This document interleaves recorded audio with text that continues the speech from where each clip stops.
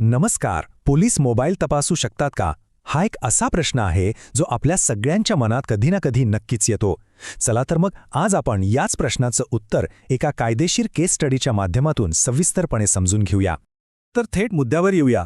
तो प्रश्न हाच आहे की पोलिसांना आपला मोबाईल फोन तपासण्याचा अधिकार आहे का? आता बघा, हा प्रश्न जितका साधा वाटतो ना, तितकंच त्याचं उत्तर गुंतागुंतीचं आहे आणि ते थेट आपल्या मूलभूत हक्कांशी जोडलेलं आहे. एक परिस्थिती इमॅजिन करूया. रस्त्यावरून जात असताना अचानक पोलीस चौकशीसाठी थांबवतात आणि बोलता बोलता एक अधिकारी म्हणतो, मोबाईल दाखवा.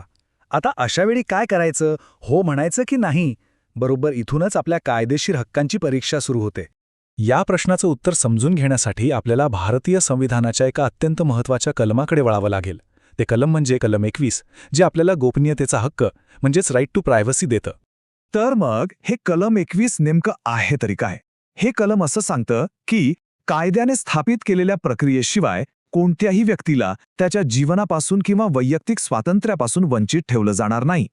आता इथे कायद्याने स्थापित केलेली प्रक्रिया याचा अर्थ फक्त कायदा असणं इतकाच नाही, तर ती प्रक्रिया योग्य, न्याय्य आणि वाजवी म्हणजे फेअर, जस्ट अँड रिझनेबल असणं सुद्धा बंधनकारक आहे. आणि सर्वोच्च न्यायालयाने हे अगदी स्पष्ट केले की याच वैयक्तिक स्वातंत्र्यामध्ये गोपनीयतेचा हक्क सुद्धा येतो. आणि या हक्काला सर्वोच्च न्यायालयानं एका ऐतिहासिक निकालात मान्यता दिली.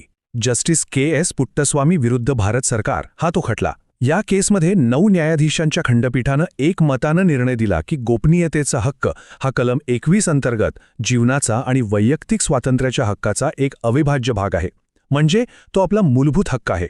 आणि आपला मोबाईल फोन, ज्यात आपलं कितीतरी खासगी आयुष्य असतं, तो आपल्या डिजिटल गोपनीयतेचा एक खूप महत्त्वाचा भाग आहे. आता एका बाजूला आपले हक्क आहेत, तर दुसऱ्या बाजूला कायदा आणि सुव्यवस्था राखण्यासाठी पोलिसांना काही अधिकारही दिलेले आहेत. पण त्या अधिकारांवर काही मर्यादासुद्धा आहेत. चला, त्या काय आहेत ते समजून घेऊया. इथे ना 2 परिस्थिती असू शकतात. पहिली, वॉरंटसोबत तपासणी. ही एक स्टँडर्ड कायदेशीर प्रक्रिया आहे. यात मॅजिस्ट्रेट तपासणीची परवानगी देतात आणि काय तपासायचं याची व्याप्तीसुद्धा ठरलेली असते. दुसरी परिस्थिती आहे वॉरंटशिवाय तपासणी. ही फक्त आणि फक्त अपवादात्मक आणि तातडीच्या परिस्थितीतच करता येते. म्हणजे समजा पुरावा नष्ट होण्याची भीती असेल तर, पण त्यासाठी सुद्धा पोलिसांकडे वाजवी संशय म्हणजे रिझनेबल सस्पिशन असणं गरजेचं आहे. केवळ एक अंदाज किंवा हंच नाही, त्यांच्याकडे काहीतरी ठोस माहिती असायला हवी. आता येऊया सर्वात महत्त्वाच्या आणि थोड्या वादग्रस्त मुद्द्याकडे. समजा पोलिसांनी मोबाईल ताब्यात घेतला, पण तो लॉक आहे. मग ते पासवर्ड मागू शकतात का? इथे आपला अजून एक मूलभूत हक्क समोर येतो. हा हक्क आहे भारतीय संविधानाच्या कलम 20(3) मध्ये.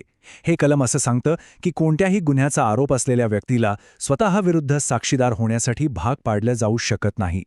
यालाच राईट अगेन्स्ट सेल्फ इन्क्रिमिनेशन असं म्हणतात. म्हणजे सोप्या भाषेत कुणीही स्वतःला गुन्हेगार ठरवणारा पुरावा देण्यासाठी जबरदस्ती करू शकत नाही. तर मग प्रश्न हा उभा राहतो की मोबाईलचा पासवर्ड देण्यासाठी जबरदस्ती करणं हे कलम 20(3)चं उल्लंघन आहे का? कारण पासवर्ड दिल्यावर मोबाईलमधली माहिती आपल्याच विरोधात वापरली जाऊ शकते, बरोबर? हा एक खूप महत्त्वाचा कायदेशीर प्रश्न आहे. या प्रश्नांवर अधिक स्पष्टता मिळवण्यासाठी आपल्याला थेट सर्वोच्च न्यायालयाच्या काही महत्त्वाच्या निकालांकडेच पाहावं लागेल. याच निकालांनी या सगळ्या विषयाला एक कायदेशीर चौकट दिली आहे. जे LLB, ज्युडिशियरी आणि UPSC किंवा MPSCची तयारी करत आहेत त्यांच्यासाठी हे केसेस खूपच महत्त्वाचे आहेत. आपण या केसबद्दल आधी बोललोच. के.एस. पुट्टास्वामी खटल्याने हेच तर स्थापित केलं की गोपनीयतेचा हक्क हा मूलभूत आहे. याचा सरळ अर्थ असा होतो की आपलं डिजिटल आयुष्य म्हणजे आपला मोबाईल, आपला डेटा हे सगळं या हक्काच्या कक्षेत येतं आणि त्याला घटनात्मक संरक्षण आहे. आता सेल्वी विरुद्ध कर्नाटक राज्य या खटल्याकडे बघूया. यात न्यायालयाने काय निर्णय दिला? तर नार्को ॲनालिसिस किंवा पॉलिग्राफ टेस्टसारख्या तंत्रांचा सक्तीने वापर करणं हे कलम 20(3)चं थेट उल्लंघन आहे. कारण यात व्यक्तीला त्याच्या इच्छेविरुद्ध स्वतःच्या मनातील माहिती उघड करायला भाग पाडलं जातं. अनेक कायदेतज्ञांच्या मते हाच तर्क मोबाईलचा पासवर्ड मागण्यालाही लागू होतो. कारण पासवर्ड देणं म्हणजे एक प्रकारे स्वतःच्या विरोधात साक्षी स्वरूपातील माहिती उघड करण्यासारखंच आहे. आणि तिसरा महत्त्वाचा खटला अनवर PV विरुद्ध PK बशीर. हा निकाल भारतीय पुरावा कायदा 1872च्या कलम 65(b) शी संबंधित आहे. हा निकाल सांगतो की इलेक्ट्रॉनिक पुरावे न्यायालयात सादर करण्याची एक विशिष्ट कायदेशीर प्रक्रिया आहे. त्यासाठी एक सर्टिफिकेशन लागतं. याचा अर्थ काय? तर जरी पोलिसांनी मोबाईलमधून डेटा मिळवला तरी तो योग्य प्रक्रियेशिवाय मिळवला असेल तर तो न्यायालयात पुरावा म्हणून टिकणार नाही. चला, आता या सगळ्या कायदेशीर माहितीच्या आधारावर प्रत्यक्ष परिस्थितीत नेमकं काय करायचं यावर बोलूया. आपले हक्क काय आहेत आणि आपली कृती काय असायला हवी. जर कधी फोन दाखवायला सांगितला तर या 4 गोष्टी लक्षात ठेवायला हव्यात. 1. शांतपणे विचारा की चौकशीचं कारण काय आहे. 2. अत्यंत आदराने सर्च वॉरंट दाखवण्याची विनंती करा. 3. कायदेशीर सल्ला घेण्याचा हक्क आहे हे स्पष्टपणे सांगा. आणि 4. वॉरंटशिवाय स्वतःहून पासवर्ड किंवा बायोमेट्रिक डेटा देऊ नका. तर आपण सुरुवातीच्या प्रश्नावर परत येऊया. पोलीस आपला मोबाईल तपासू शकतात का? आणि याचं स्पष्ट उत्तर आहे नाही. पोलीस योग्य कायदेशीर प्रक्रियेशिवाय म्हणजे सामान्यतः वॉरंटशिवाय मनमानीपणे आपला फोन तपासू शकत नाहीत.